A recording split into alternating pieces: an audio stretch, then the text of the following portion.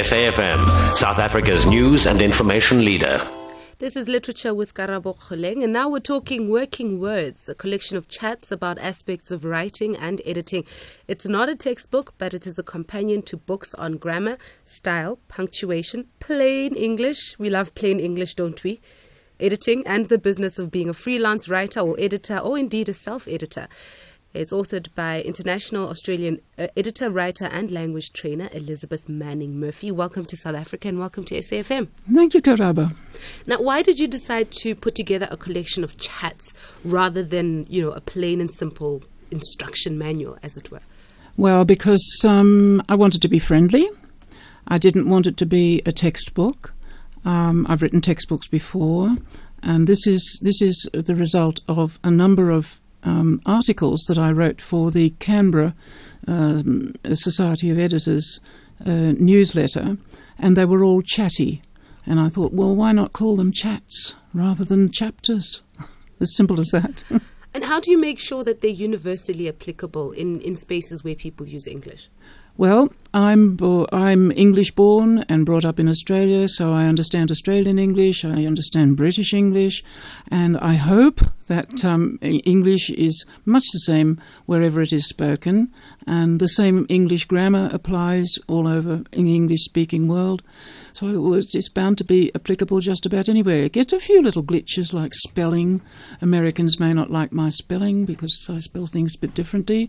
And there may be some different verb constructions or something. But basically, it's much the same around the world. And that autocorrect, we have to tell our autocorrects when we get our Microsoft Office packages that this is the English that we use. We do, yes. Yeah. Yes, we do. What are the major obstacles that a lot of editors and writers have to overcome, particularly in a professional space, not in the academic space?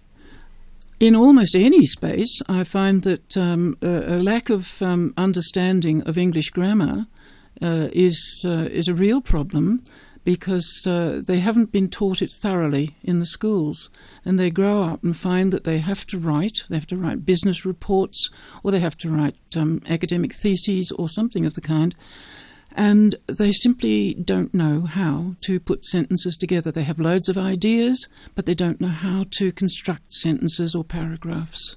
What is the disadvantage of not having been trained thoroughly in grammar? Lack of communication, I suppose. It's the tool, it's the code that we all share. English grammar is something that we all share. It's what we're taught at schools, if it's taught at all, and we grow up with it. And if we can't use it to write with, then we're in trouble. I know a lot of editors, for example, even who do their editing from gut feeling. They know that something is wrong about the writing. They know what the correct thing is, but they can't explain they can't explain the grammatical underpinnings.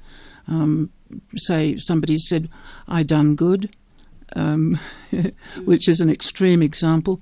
They know that "I did well" is the correct grammar, but they can't tell me that it's the wrong use of a verb and it's the use of adjective versus an adverb. They don't know that. So they're unable to then explain to other people just how they should write.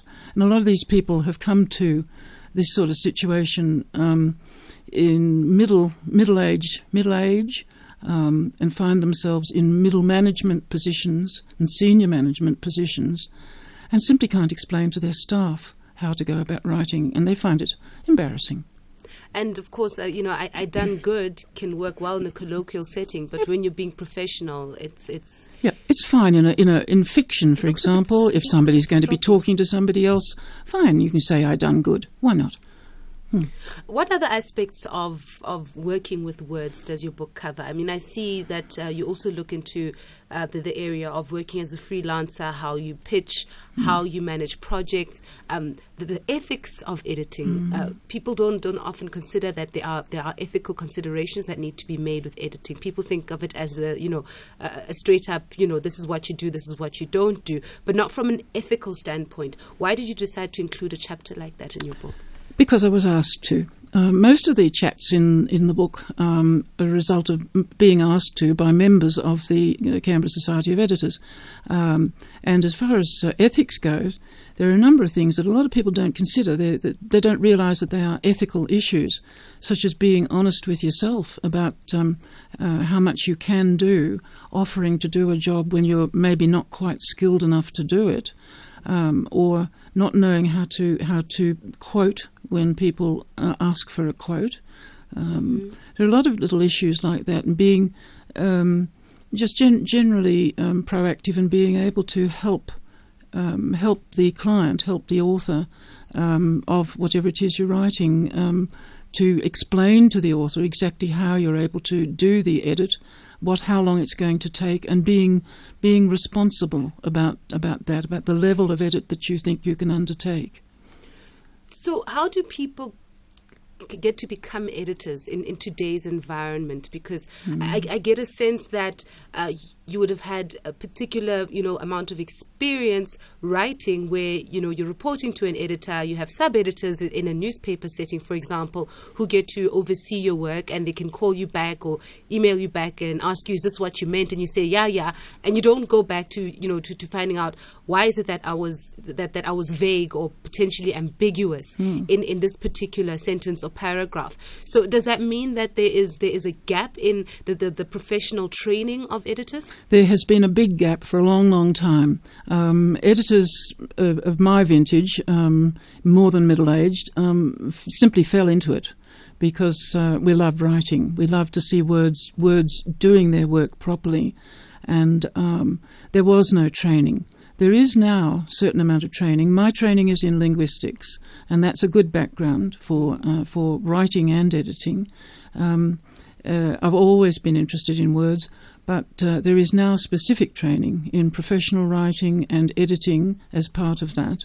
But it still doesn't beat experience, and there are there's a lot. I just sort of call on experience when it comes to editing the documents that I edit. And I've decided now, over a number of years, you get to know what you're best at, and you learn as you go along. And I would always advise anybody who wants to get into editing to seek out a senior editor in their local society of editors or editors group, whatever it is, and seek mentorship, get guidance, and find out where there are courses. Often the editing societies themselves run courses for editors, new editors, and there are mentoring programs for them. It's a lot easier than it used to be, and editors should take advantage of anything that's offered to help them get from being a rank amateur to a professional editor. And there are accreditation schemes as well for editors now.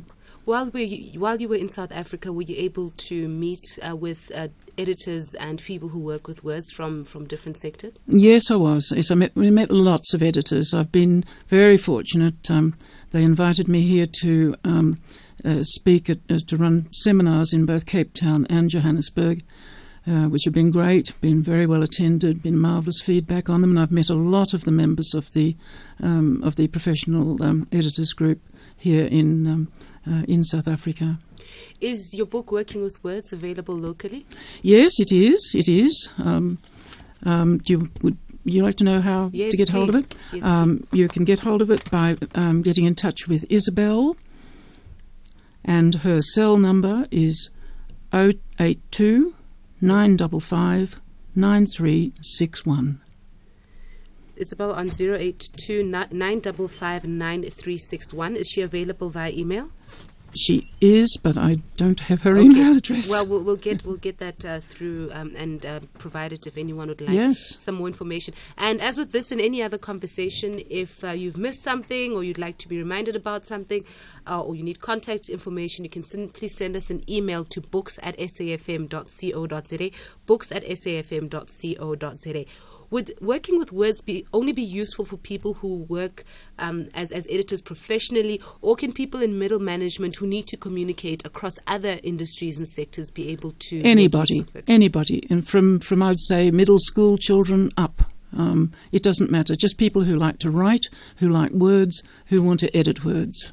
All right, and it's available for 260 Rand. That's right. You can give Isabel a call on 082 955 9361. That's 082 955 9361. I hope you enjoyed your stay in South Africa, and I hope we get to see you again soon. And next time at the beginning of your visit, so we can get everyone excited about your seminars and workshops. That's wonderful. And dankie. It's a pleasure. That's Elizabeth Manning Murphy. She's an international Australian editor, writer, and language trainer with a thorough background in linguistics. She works as a communication consultant, editor, and trainer in effective writing. She also writes for the Canberra Editor, and she's author and co-author of many books on effective writing, office skills, job hunting, and language, which are essential life skills in today's climate.